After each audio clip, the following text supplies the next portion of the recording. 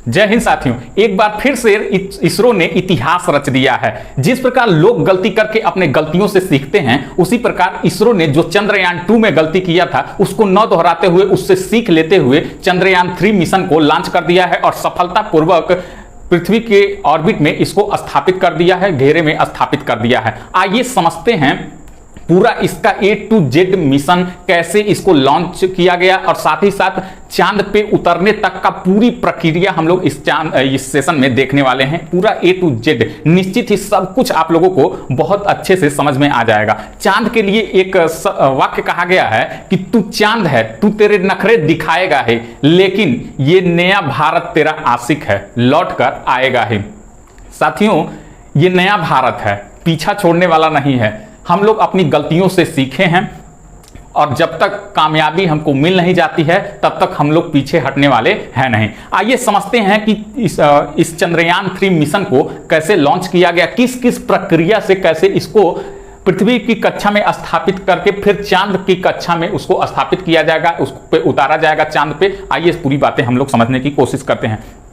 साथियों, ये चंद्रयान 3 मिशन सतीश धवन अंतरिक्ष केंद्र श्रीहरिकोटा आंध्र प्रदेश से इसको 2:35 पे इसको लॉन्च किया गया। किस रॉकेट से लॉन्च किया गया? तो LBM mark 3 mission 4 launch vehicle mark 3 mission 4 rocket से इसको लॉन्च किया गया। इस रॉकेट का वजन 642 टन है और इसकी लंबाई 43.5 मीटर है। यह 4000 किलोग्राम पेलोड ले जाने की क्षमता ये रखता है। बहुत ही सक्सेसफुल रॉकेट है भारत के लिए। 23 या 24 अगस्त को यह चंद्रयान मिशन चांद पर उतरेगा, कंफर्म नहीं है। 23 या 24 जब भी उसको मौका मिलेगा वो इस डेट में कभी भी उतर जाएगा और यह सॉफ्ट लैंडिंग होगी, दक्षिणी ध्रुव पर इसको स्थापित किया जाएगा। अगर यह दक्षिणी ध्रुव पर स्थापित हो जाता है तो पूरे विश्व में अभी तक दक्षिणी ध्रुव पर किसी का भी मिशन नहीं उतरा है। भारत पहला देश होगा जिसका मिशन दक्षिणी ध्रुव पर उतरने वाला है। अगर लैंडिंग में कुछ गड़बड़ी आती है तो उसमें सोलर पैनल लगाए गए हैं जिससे कि वो चार्ज होता रहेगा उसमें और उसको दूसरे जगह पे लैंड सफलतापूर्वक करा लिया जाएगा अगर दक्षिणी ध्रुव पर कोई दिक्कत आती है तो। साथ ही साथ अगर यह मिशन चांद पर उतर जाता है तो भारत चौथा देश बन जाएगा दुनिया का जो ऐसा करने में सक्षम होगा। वो 3 देश कौन कौन से हैं? तो USA है, सोवियत संघ रूस है और तीसरा है चीन। इन 3 देशों के बाद भारत चौथा देश हो जाएगा जिस मिशन को भारत वहां पे यदि उतार देता है सफलतापूर्वक तो। हालांकि वह स्टेप बाय स्टेप सफलता की सीढ़ियां इसरो चढ़ते जा रहा है और निश्चित ही जब उसका निश्चित समय आएगा तब उसको सफलतापूर्वक लैंडिंग करा ली जाएगी। अब आइए समझते हैं कैसे इस रॉकेट से इस पूरे मिशन को लॉन्च किया गया और कैसे वहां पे स्थापित होगा।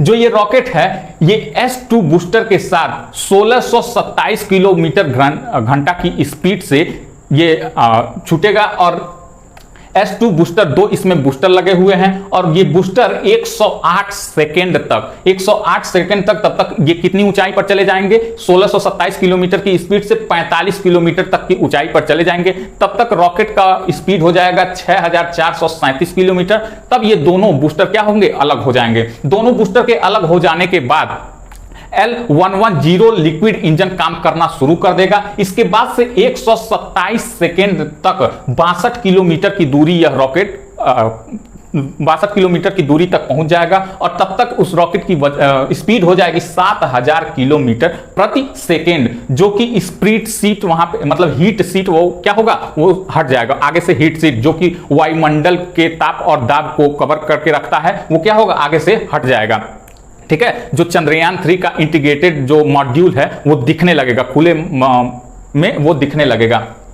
195 सेकेंड तक 115 किलोमीटर की ऊंचाई पे पहुंच जाएगा और तब तक इसकी स्पीड हो जाएगी 5216 किलोमीटर। उसके बाद से रॉकेट से वो लिक्विड इंजन अलग हो जाएगा, रॉकेट अलग हो जाएगा और लिक्विड इंजन अब लेकर के जाएगा।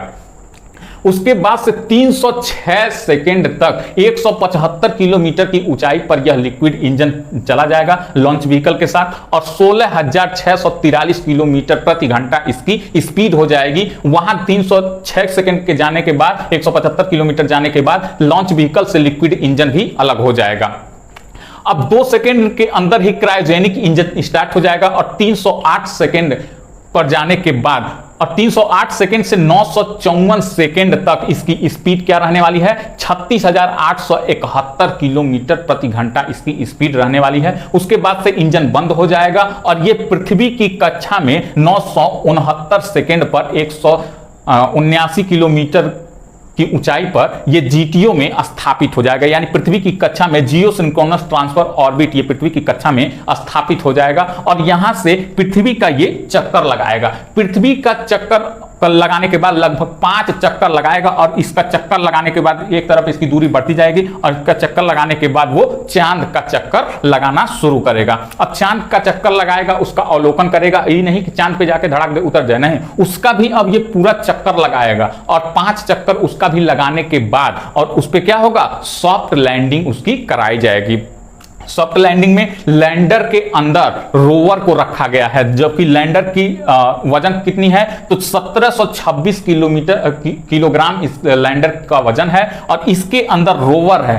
रोवर 26 किलोग्राम का मात्र सिर्फ है, जो कि पिछली बार भारी बनाया गया था, लेकिन इस बार इसको हल्का कर दिया गया है, लैंडर का वजन बढ़ा दिया गया है। अब लैंडर और रोवर क्या है, लैंडर जो वहां पे चांद पर उतरेगा, इसमें इसके अंदर रोवर को रखा गया है। ये समझिए रोवर 6 पहिया वाला एक रोबोट है, ठीक है। तो इसके अंदर से लैंडर के अंदर से रोवर निकलेगा और चांद पर अवलोकन करेगा। क्या क्या देखने वाला है, वहां का तापमान, वहां का हीट, वहां का भूकंप, ताप, सब कुछ वहां पे अवलोकन करेगा। 14 दिनों तक पृथ्वी से लगभग 3,84,000 किलोमीटर की ऊंचाई पे जो चांद है उसका अवलोकन करेगा। दक्षिणी ध्रुव पर इसका अवलोकन करेगा। अभी तक दक्षिणी ध्रुव पर किसी का भी मिशन नहीं गया है। भारत ऐसा पहला देश हो जाएगा जिसका मिशन दक्षिणी ध्रुव पर पहुंचने वाला है।